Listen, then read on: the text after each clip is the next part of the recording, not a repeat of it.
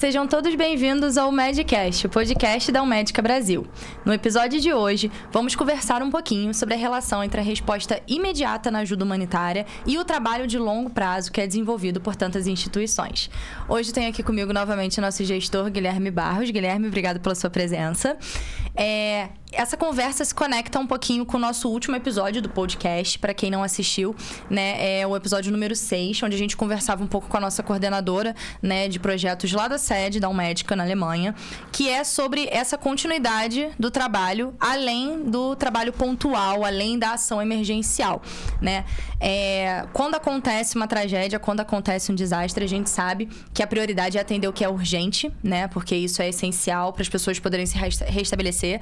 Então, a gente, né, também realiza esse trabalho de estar fornecendo alimentação, estar fornecendo itens básicos de higiene, né? Mas esse impacto causado pelo desastre, ele se estende depois que a emergência já passou, né? Então, muitos dos desastres, eles afetam pessoas que já eram vulneráveis antes, né? Ele não cria uma vulnerabilidade do zero. Normalmente, ele afeta um grupo, né, uma comunidade que já era vulnerável e passa a ser mais ainda. Ou então, pessoas que não eram tão afetadas ou não estavam em situações de tanto risco passam a estar, né? Então, esse trabalho de longo prazo se conecta muito com isso e é muito importante também, né? Então, é o contexto anterior, o contexto durante, o contexto pós. A gente vai falar um pouquinho sobre isso hoje. Muitas pessoas relacionam, né, Guilherme, o trabalho das instituições com doação de item, doação de cesta básica, campanha de arrecadação, evento beneficente. E muitas vezes esse trabalho de dia a dia, segunda a sexta, domingo a domingo, fica um pouco escondido, né? As pessoas, às vezes, não conhecem tão a fundo esse trabalho, podem acabar não valorizando tanto, né? Porque não é algo que tem uma urgência tão grande. Então, vamos começar a falar um pouquinho a partir daí, né? Qual que é a diferença entre esse trabalho que é feito durante uma emergência, como quando acontece um desastre? A gente teve esse ano, né, em 2 situações dessa, da questão da enchente e deslizamento. Como que é esse trabalho? E como que é o trabalho que é feito no dia a dia quando não está acontecendo um desastre? Por exemplo, lá no projeto de Campo do Coelho. Qual que é a diferença entre esses dois? Assim, boa tarde, né, ou bom dia, né, para todos. Tem, né, essa diferença na questão climática, né, essa emergência, né, climática. Você precisa agir. Quanto mais rápido, melhor ali, porque realmente a pessoa, foi o que você falou, a pessoa pode ser afetada em várias situações. Ela pode ter perdido a casa, ela pode... ou vai sofrer um impacto, ela não perdeu a casa, mas ela perdeu o trabalho. Exato. Então, ou ela não perdeu a casa, não perdeu o trabalho, mas ela está ilhada. Então, a emergência, o nome já diz, é uma emergência, né? Um hospital, né? Tem várias linhas ali, tem a UTI, tem todos os, né, protocolos ali a seguir, mas na questão de emergência você tem que agir rapidamente. Por isso também que a gente faz uma organização, né, Ana? Em parceria com empresas, com parceiros, porque você precisa estar com isso tudo alinhado, tudo planejado, por uma questão de emergência você acionar e agir. Exato. Se você for caçar parceiros para depois agir, fica muito difícil. Então, a Umedica, ela faz muito nessa linha, nessa questão de emergência.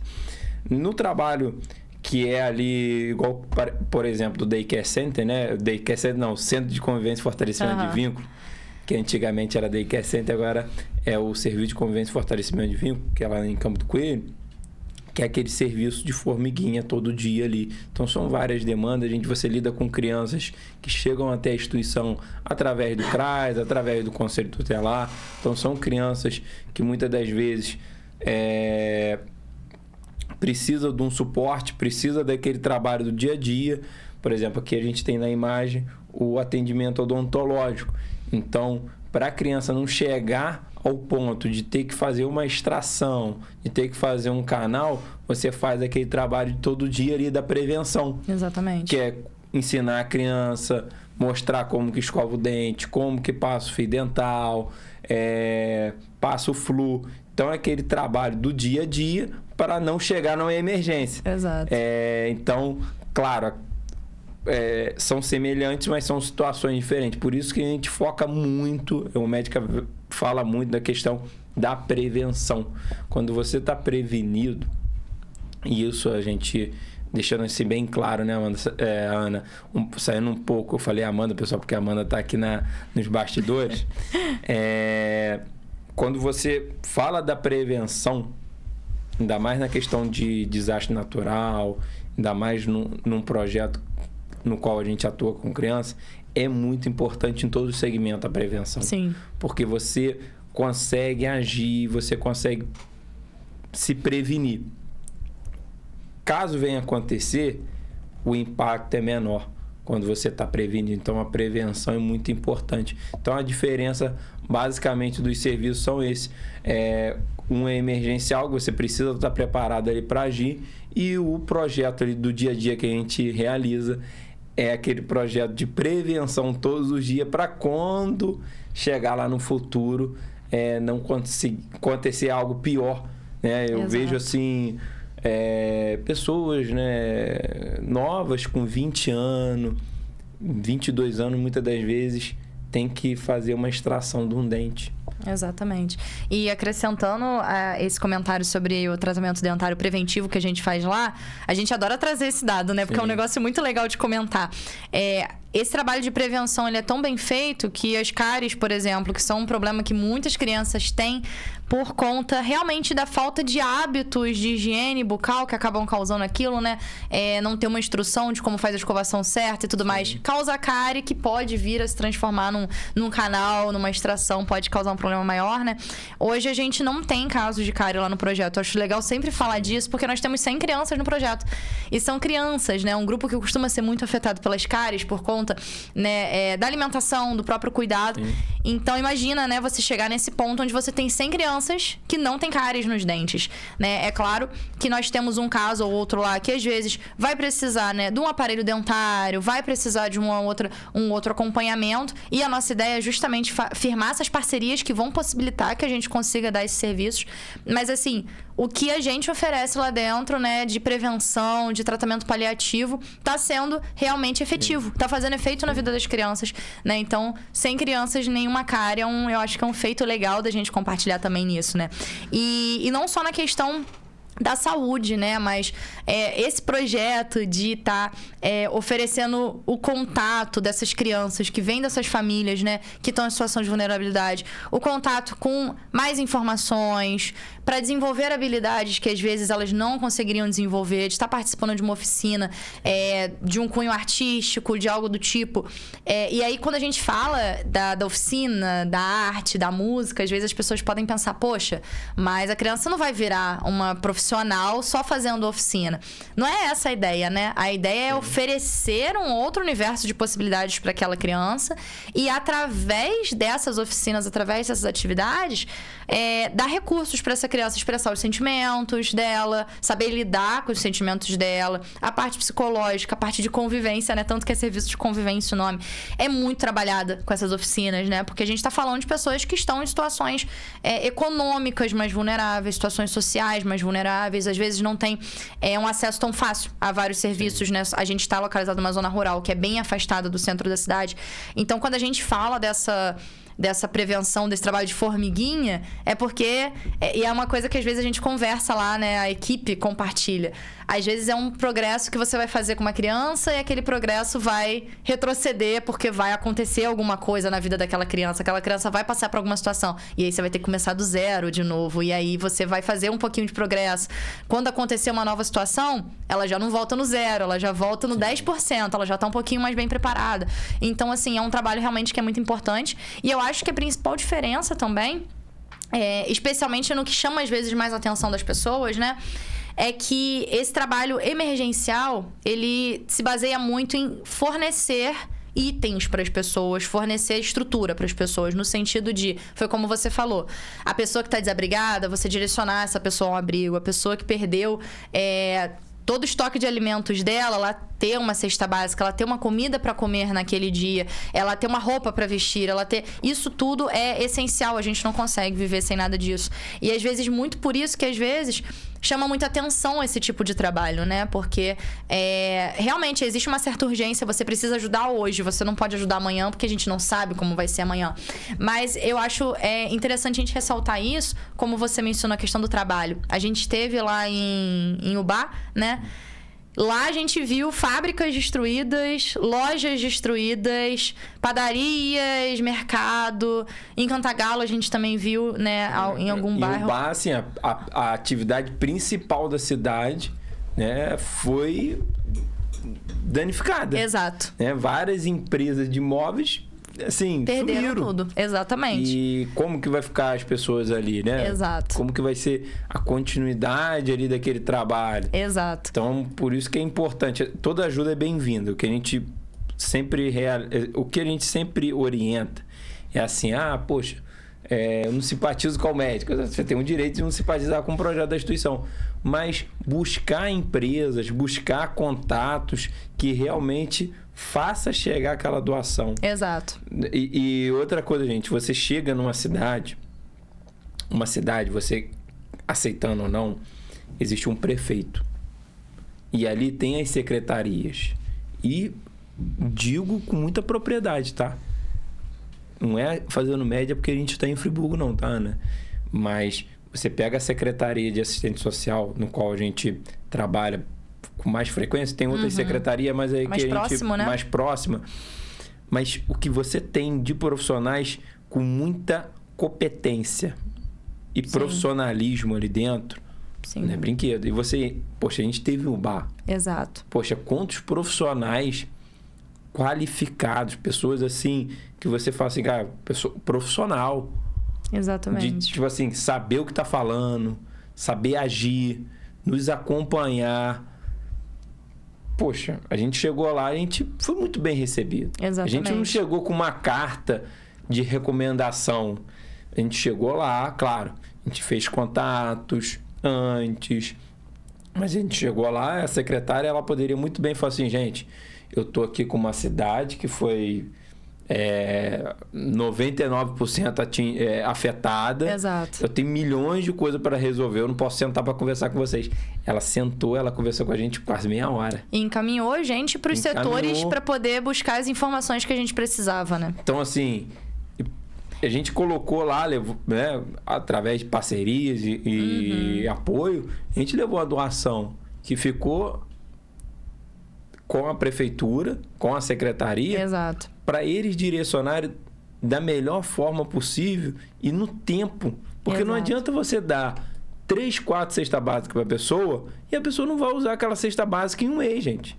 Ou não vai ter onde armazenar, né? Porque tá tudo afetado.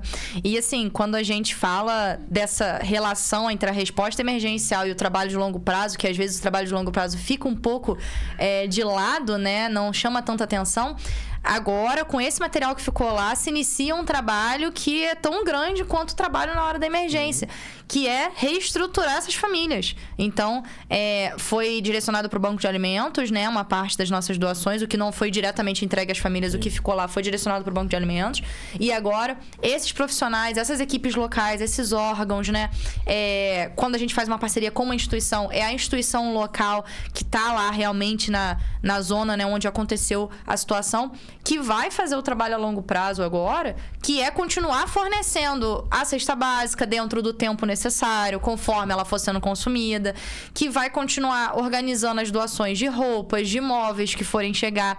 Então, assim, muitas vezes some um pouco, né, da mídia quando passa esse impacto inicial, mas a realidade é que as instituições que ficam, os parceiros que ficam, né, no local, lidando com essa situação por um prazo um pouquinho maior, lidam com muitas situações também muito grandes e muito importantes que precisam também de uma certa atenção, né? Como a gente fala aqui, trazendo de volta para os nossos projetos em Friburgo, por exemplo, não só o projeto de Campo do Coelho, mas com o projeto de Muri também, que é mais focado na prevenção de desastres.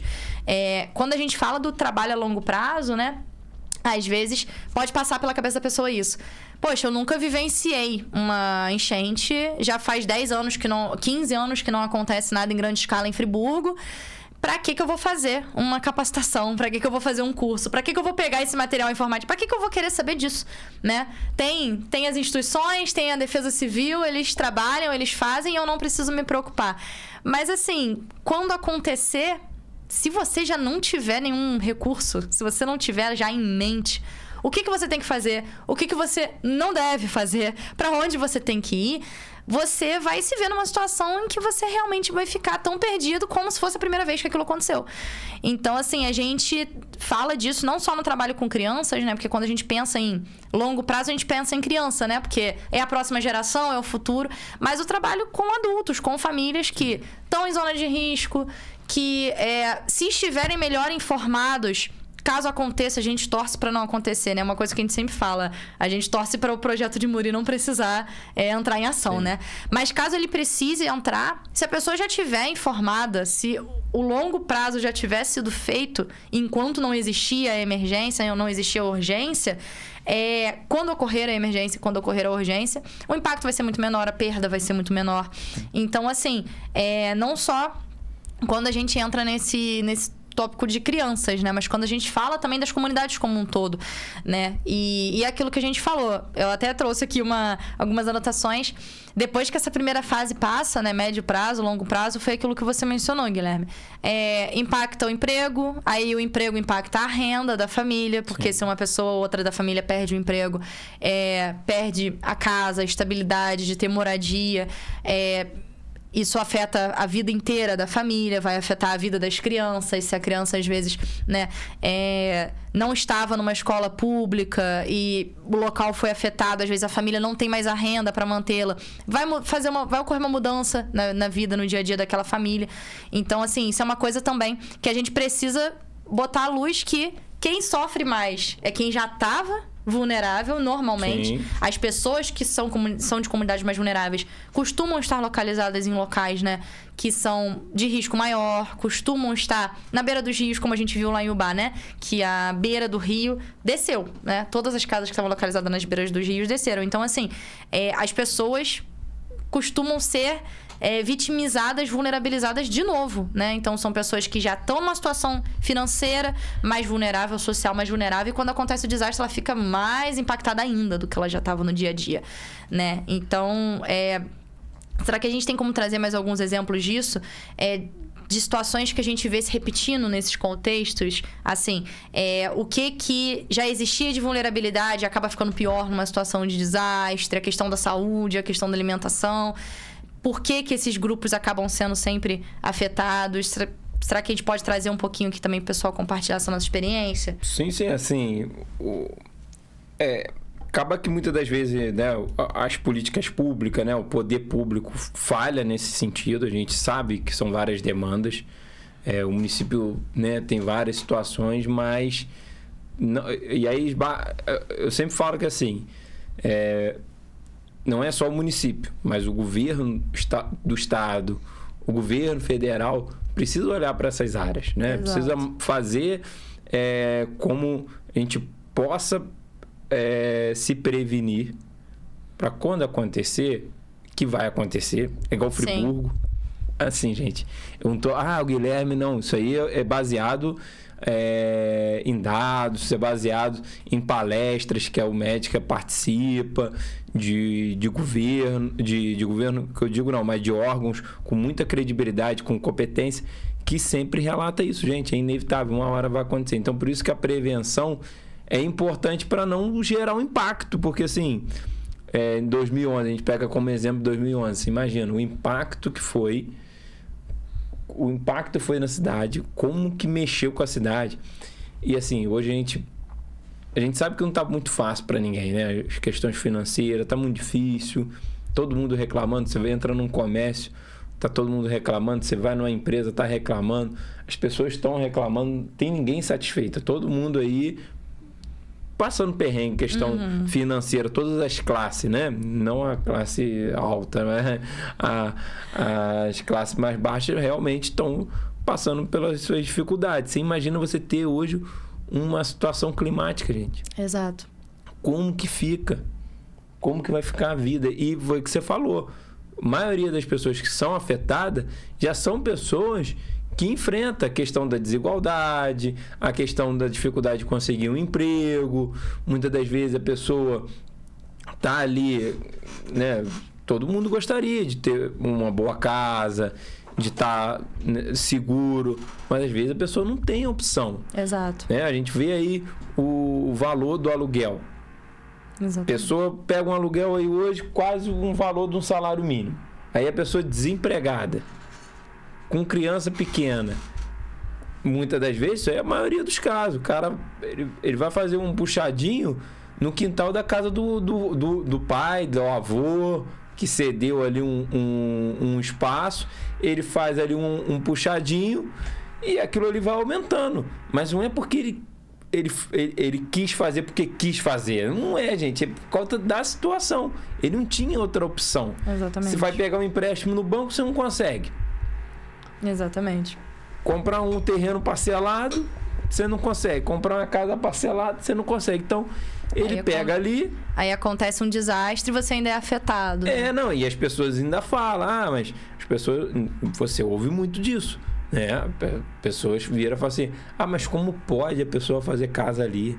Como pode a pessoa morar... Realmente, como pode a pessoa morar... É o que a gente está querendo passar, pessoal. Essa reflexão. Entendeu? E aí a gente só vai mudar isso quando a gente começar através das políticas públicas. Sim. Entendeu? É através dos movimentos. Por isso que é importante você participar dos conselhos municipais. Por isso que é importante você participar dos fóruns. Por isso que é importante você assistir a Câmara. Você ir lá assistir as audiências públicas. Por isso que é importante você... entender o que está acontecendo. Exato. Para a gente poder amanhã ou depois ter questionar. Para poder amanhã ou depois você ter argumento. Poxa, gente, eu falo que no Brasil a gente vive numa democracia, a gente tem vários problemas, mas a gente tem um poder muito grande que é a questão da democracia. E você tem um poder do voto. E você ir lá e votar. Se você concorda com aquele político ali, ele tem a ver com as suas pautas, você vai ali e vota nele. Se ele não você escolhe um que é democracia. E depois que ele está no poder, você pode questioná-lo. Você pode cobrar, né? Você pode denunciá-lo também, Exato. Entendeu? Você tem esse poder também de denunciar se algo tiver errado. Então, assim, é muito importante, gente. A prevenção, volto a falar mais uma vez, às vezes a gente está sendo repetitivo da questão da prevenção, mas um exemplo muito claro. É igual essa questão de carro, né? Às vezes o pessoal fala, eu dou um exemplo de seguro. Seguro, poxa, às vezes você compra um carro novo, você passa um perrengue ali para pagar uma parcela de um seguro, para pagar uma parcela de um carro, aí você compra aquele carro, você realizou um sonho de ter um carro. Aí... do nada você vai num show. Agora teve o show da Shakira esse final de semana, né? Você vai lá no show da Shakira, você estacionou seu carro, uma pessoa roubou teu carro. Já era. Se você tem um seguro, você vai conseguir ter aquele valor do seu carro. Agora, se você não tem, isso aí é uma prevenção. Claro, a questão da política de segurança, né? A segurança pública, né? Mas você pode perder seu carro não na questão de roubo, mas pode perder seu carro no acidente. Numa enchente. Que a gente estava mencionando. Você entendeu? Sim. Numa enchente. É um exemplo claro. Numa enchente. Em Petrópolis, eu presenciei o que tinha de carro. E agora em Ubá mesmo, né? Que a gente viu de carro, caminhão, por lama, danificado. Assim, é um exemplo também, né? Que a gente fala da questão... Você botou muito claro, muito bem da questão da enchente. Você não está esperando. Gente, vamos supor que você está com um carro aqui agora. Você vai na praça. Você estaciona o carro ali. Vem uma enchente. Exatamente. Leva seu carro. E aí? Você imaginar? Você entendeu? Então, assim, por isso que a gente fala da prevenção é importante. Por isso que é importante você também seguir os canais de comunicação oficiais da Defesa Civil, Semadem, do governo, a página da prefeitura. Você não precisa seguir o prefeito. Segue a página da prefeitura, tem lá, segue lá, você vai ver. Tem como você cadastrar seu celular e você receber o SMS. Isso, quando você começa a receber essas informações, poxa, gente, recebeu aqui um alerta que 5 horas vai chover. Poxa, é 4 horas agora. Poxa, eu ia fazer alguma coisa na rua. Agora é pra casa. Sei que mora numa área de risco. Seguro. Sei que alguém que eu conheço mora numa área de risco. Entendeu? Já vou dar um aviso, já vou ficar atento. É isso. Prevenção é isso. Prevenção não é estocar comida. Tem muito isso. O pessoal, vou lá pro atacadão, fazendo mexer pro atacadão. Vou lá fazer comprar água, não é estocar isso. Cara, é você se prevenir, entendeu? Ir para um lugar seguro. E quando você, voltando também no que você mencionou sobre as pessoas estarem informadas sobre a questão das políticas públicas e serem mais participativas, nessa questão de saber o que está sendo debatido na cidade, o que está sendo aprovado, quais são as propostas do governo vigente, do governo no qual você pretende votar.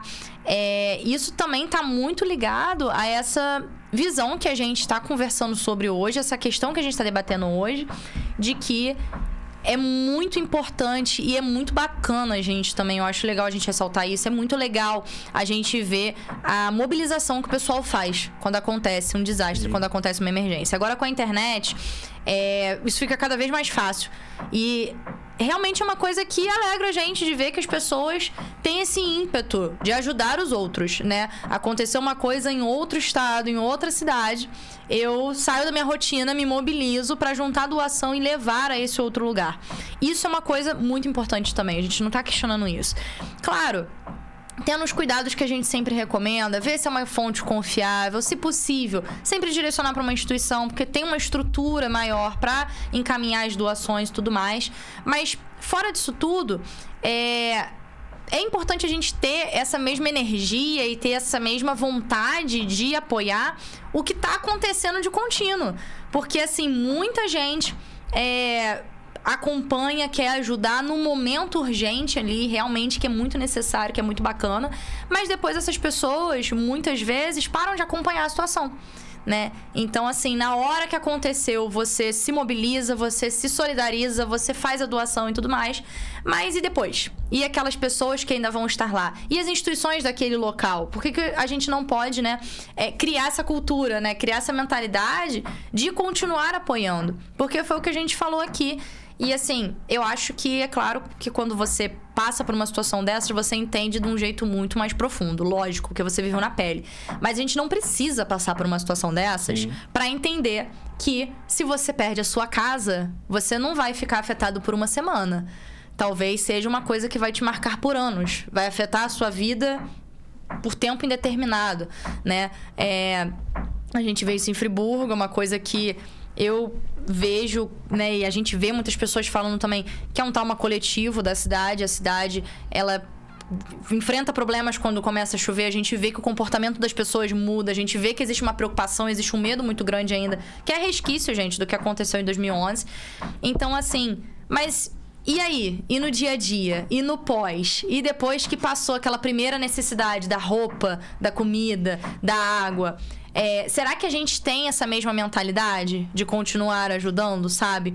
Então, assim, eu acho que isso conecta muito com o que a gente está conversando. Existem projetos que são de longo prazo, existem projetos que estão acontecendo de domingo a domingo, projetos que estão nessas áreas de risco, tentando conscientizar, tentando apoiar as crianças, tentando levar saúde, tentando levar isso. E muitas vezes eles ficam um pouco obscurecidos, né? Porque quando acontece, né, a emergência, isso acaba chamando muito mais atenção. Então, isso acho que é o ponto principal do que a gente está falando aqui hoje, de que essas pessoas que estão em áreas de risco, que estão nessas condições que a gente sabe que, se pudesse, ninguém moraria numa beira de rio. Se pudesse, ninguém viveria num local que está em risco de desabamento. Se pudesse, as pessoas não estariam nessa situação.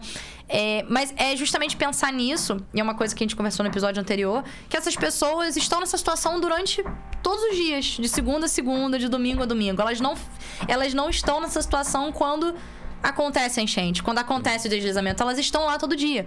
Então, o que a gente pode fazer para levar mais acesso à saúde, mais acesso à informação, mais acesso para as crianças, né, à educação?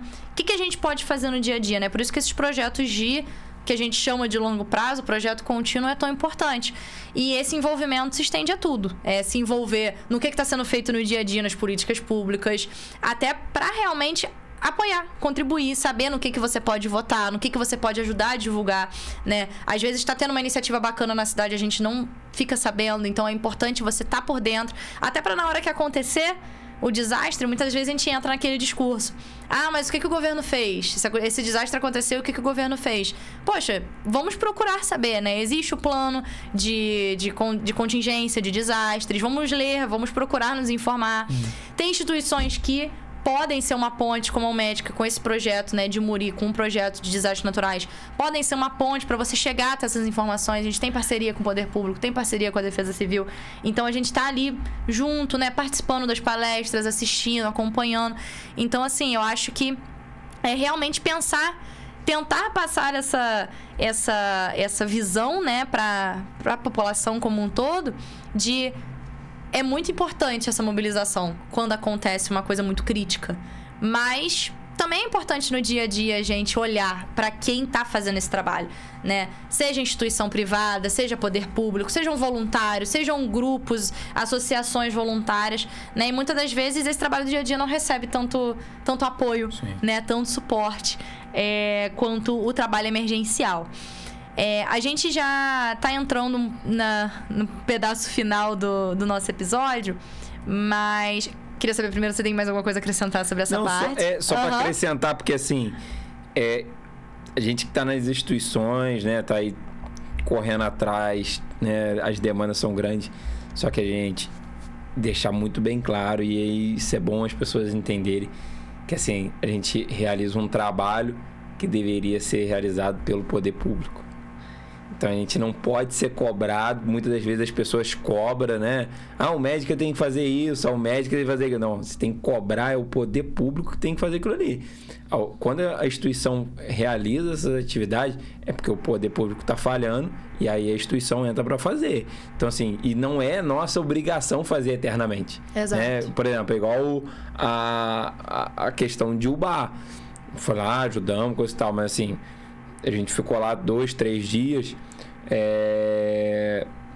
Tem gente que fala, chegou a comentar comigo, poxa, Guilherme, por que você não foi no dia seguinte? Eu falei, cara, não, tem que ser uma coisa organizada. Foi encaminhado, né? Mas por que vocês não ficaram mais tempo? Cara, assim, não somos o governo federal, não somos o governo estadual que tem que chegar ali em caso de emergência. A gente é uma instituição humanitária, né? Uma instituição de ajuda, mas a gente também tem nossas limitações. A gente não tem como ficar ali, né? Exercer ali o trabalho ali, que muitas das vezes não é a nossa responsabilidade, porque muitas das vezes a gente tem várias instituições na cidade.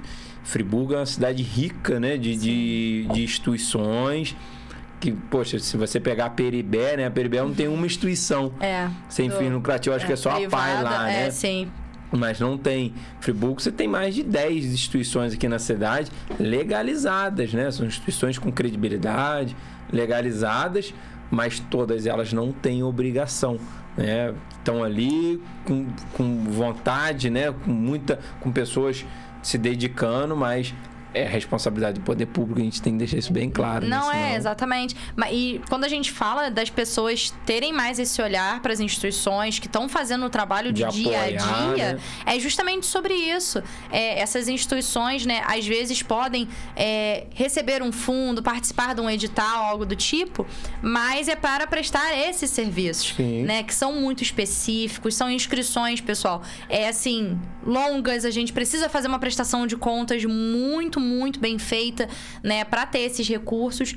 Mas, de novo, é um serviço sendo prestado, né, realmente ao município, ao estado, seja qual for, né, a verba que está sendo recebida, de um serviço que é ofertado gratuitamente, justamente porque ele é para ser um serviço público, né? Então, assim, mas a possibilidade de aumento desse alcance, muito do que a gente é capaz de fazer também, que às vezes não vai ser coberto por esses fundos públicos, vai depender justamente da visão que as pessoas vão ter para as instituições, né? Então, iniciativas privadas, empresas, indústrias e tudo mais, podem também apoiar outros tipos de projeto, podem apoiar outros tipos de atividade que às vezes não vão estar cobertos num edital, não vai existir um fundo para aquele tipo de atividade, mas é uma atividade que é necessária realizar. Então, assim, quando a gente fala para haver realmente mais esse olhar para o trabalho de dia a dia, o trabalho de formiguinha, é porque o trabalho de formiguinha, né, quando bem feito, ele causa um impacto que às vezes pode ser menor em quantidade, né? O impacto pode ser ali... em um ano, você pode impactar 10 pessoas, enquanto uma tragédia você impacta 2.000 em um dia. Mas esse impacto nessas 10 pessoas, ele pode durar o resto da vida. Então, ou ele pode mudar a vida dessa pessoa. Você fala de projetos de educação, capacitação, de profissionalização, de geração de renda. Poxa, quão grande é o impacto de você capacitar uma pessoa para ter uma profissão, né? Então, assim, muitas das vezes isso fica um pouco oculto em favor, né, desses impactos mais urgentes, impactos mais imediatos. E eu acho que é aí realmente que entra essa nossa conversa de hoje, né? Tudo, no final das contas, está relacionado ao poder público, ele precisa sempre estar atuante em todas essas áreas. As instituições entram como um complemento quase, né, dessas coisas. Instituições que têm projetos de educação são um complemento à educação pública, né? São um complemento no sentido de estar fazendo um serviço que às vezes não está disponível na educação pública, mas em todos os outros sentidos, de saúde, projetos de saúde e tudo mais, às vezes as instituições conseguem chegar onde o poder público às vezes não consegue instaurar um centro, e aí uma instituição é capaz de fazer isso, né? Então, assim, realmente valorizar isso, né? Sim. Dar valor a isso, entender esse trabalho que está sendo feito. E foi o que a gente falou. E é o que você sempre comenta aqui, né, no podcast, Guilherme. A Almédica faz esse trabalho com as crianças, está localizada em Campo do Coelho e tudo mais.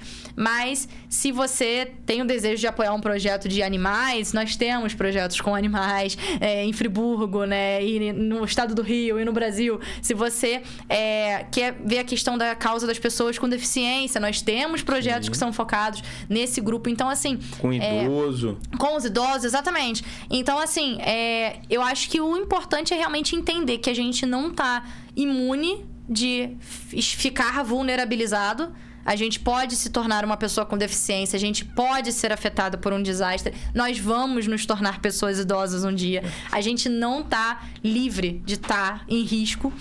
E a gente não deixar, de novo falando da emergência, a gente não deixar estar numa situação dessa para se solidarizar por essas pessoas. Sim. Eu não preciso fazer parte de um grupo vulnerável para tentar diminuir o sofrimento de um grupo vulnerável. Então, assim, acho que esse é um ponto importante também de levantar, de reflexão para as pessoas, sim, né? Sim. Ok, eu vivo falando que, poxa, acontece tal coisa e nada é feito. Será que nada é feito? Ou será que eu só não tô vendo porque eu prefiro reclamar? Ao invés de buscar me informar, ao invés de tentar apoiar o que realmente está sendo feito, né? Porque, assim, queríamos todos estalar o dedo e resolver todos os problemas do mundo, né? Mas... querer entender as coisas, né? Acho que você... Hoje a gente vive numa geração que se critica muitas coisas. É muito imediatista também, né? Eu falo que agora vai vir a questão da campanha eleitoral, né? Eu sou um cara que a Amanda vê lá, eu assisto muito podcast, eu gosto de ouvir. E gosto de ouvir os candidatos. Eu vejo o candidato da direita, da esquerda, eu vejo todo tipo de candidato para eu poder votar. Para eu poder analisar e votar. Antes de eu criticar, mas não, eu quero ouvir, eu quero entender, eu quero ouvir os dois lados, quero pesquisar sobre o que ele falou, eu vou pesquisar, vou atrás. E isso é questão que você está falando, da emergência. Porque se a gente não se preparar e se a gente não olhar, muitas das vezes, gente, tem uma pessoa do seu lado, seu vizinho do seu lado tá precisando de ajuda, tá precisando de um apoio, você tá querendo, né, uma publicaçãozinha que você viu lá no Instagram, você doou R$20, mas assim, eu não tô falando para você mandar R$20 para um médico não, mas assim, vou falar nome aqui de várias instituições, por exemplo, você, poxa, tem um Laje que realiza um trabalho belíssimo com idosos, você não quer doar, doa lá R$20, ao invés de você doar para um projeto que você nunca viu, você nem sabe onde que é. Exato. Você tá vendo, tem um Laje ali, você tem a Pestalozzi aqui na Lagoinha, você tem a PAI lá em Conselheiro, você tem a Missão Peixe aqui em cima no Cordoeiro, você tem vários projetos que você pode pegar seu ônibus, você pode passar em frente, é visível. tá perto de você. Sim. E muitas das vezes as pessoas preferem olhar lá fora do que olhar aqui. Então, assim, o que a gente tá querendo passar essa mensagem, né, Ana? Valorizar e você, né, ajudar de alguma forma. Quando a gente fala das oficinas que a gente realiza lá na instituição, poxa, igual a capoeira, eu sou péssimo para capoeira, para judô, para isso, mas tem gente que gosta. Então não pode ser o que eu sou o coordenador lá da Almédica, o gestor, eu não posso colocar coisas que eu gosto. Às vezes tem milhões, e a capoeira é o carro-chefe lá da Almédica. Várias crianças adoram, eu fico feliz da vida. Eu falei, poxa, eu sou péssimo, mas tem gente que gosta, que é boa naquilo, despertou aquele interesse. Então, é isso que a gente quer passar para as pessoas, né? Eu acho que para fechar é realmente com essa mensagem que, assim, não existe um modelo certo. A gente não tá falando que a resposta emergencial no desastre não é importante, não é isso. Ela é muito importante, mas a gente realmente está trazendo essa luz de que existem outras coisas que são feitas a longo prazo, que também são muito importantes, que muitas vezes passam despercebidas, né? Porque o impacto do desastre ele foi causado por alguma coisa que já estava acontecendo antes. Então, o que a gente pode fazer para reduzir isso, né? Não dá para escolher entre só fazer resposta imediata ou só fazer trabalho de longo prazo. Eles estão muito conectados, né? E é uma coisa que é importante a gente entender, né? Não olhar só para a arrecadação de alimento para o desastre. É só aquele momento que eu penso na ajuda, só aquele momento que eu olho para as instituições. Olhar as instituições, né? Ver o que está sendo feito para evitar o desastre, para reduzir o impacto do desastre, para proteger as pessoas do desastre, enfim. E para outras questões que às vezes não vão nem chegar na urgência, né? Às vezes, né, a gente torce muito para que não aconteça um desastre, mas não significa que esse trabalho de longo prazo ele também não é importante. O trabalho de longo prazo ele vai ajudar na criança ter um encaminhamento, né, profissional, um encaminhamento de saúde, ela tá sendo acompanhada caso ela tenha uma necessidade especial, igual que você mencionou a questão da capoeira. Poxa, como que ajuda, né, um esporte na questão do comportamento, da convivência, da disciplina. Então, assim, eu acho que essa que é a reflexão que fica, né, a gente tá aqui no episódio da ação emergencial ao impacto duradouro. Não precisa existir uma ação emergencial para ter um impacto duradouro, mas necessariamente depois de uma ação emergencial você precisa pensar no impacto que vai acontecer depois. Então a gente também convida as pessoas a pensarem nisso. E é isso. Obrigada pela conversa. Para quem tá acompanhando a gente aqui, né, a gente sempre recomenda assistir os outros episódios também. Foi o que eu falei, esse episódio complementa muito a conversa que a gente começou no episódio anterior, né, onde a gente falou um pouquinho mais da ação da Almédica como rede global realmente, né. A Almédica tá presente em outros contextos, está fazendo esse trabalho de desenvolvimento a longo prazo em outros locais também que tem outras necessidades.